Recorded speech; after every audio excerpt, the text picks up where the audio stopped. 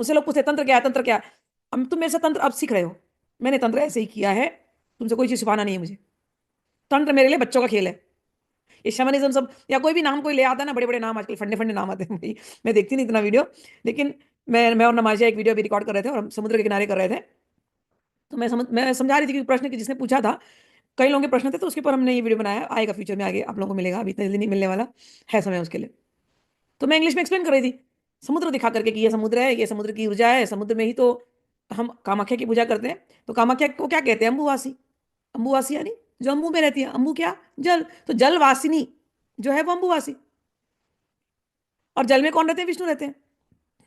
तो यदि आपको विष्णु के दर्शन करने हैं या कामाख्या के दर्शन करने हैं, कहाँ जाओ? जल के सामने जाओ, जल की ऊर्जा लो।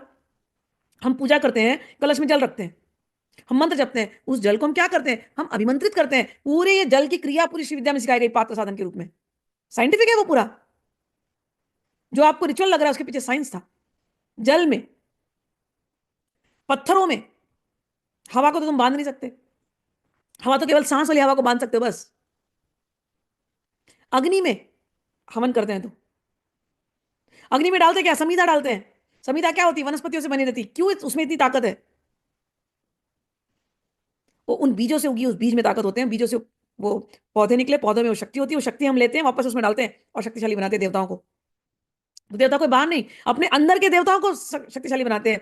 तांत्रिक व्यक्ति अपने अंदर के देवताओं को बाहर के देवताओं को एक तारतम्य बना करके वो ध्यान में खोता है और अपने अंदर की शक्तियों को वो जगाता है।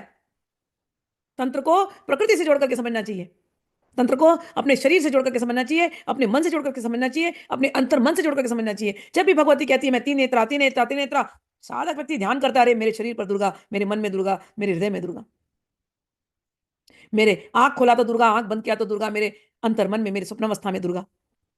साधक व्यक्ति दुर्गामय हो जाता है, कालीमय हो जाता है।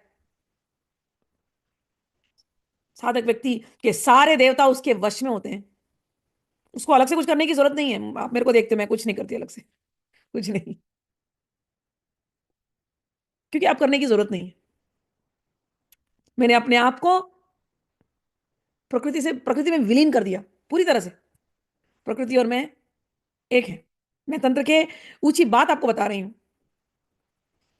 हिमालय जपना, ये सारे प्रोसेस में मैंने अपने आप को, मैं उस ऊर्जा को जगाती गई, जगाती गई, जगाती गई, जगाती गई, जगाती गई और विलीन हो गई। विलीनता का सही शब्द यही है कि मैं और प्रकृति एक है। वो भगवती, मैं और भगवती एक है।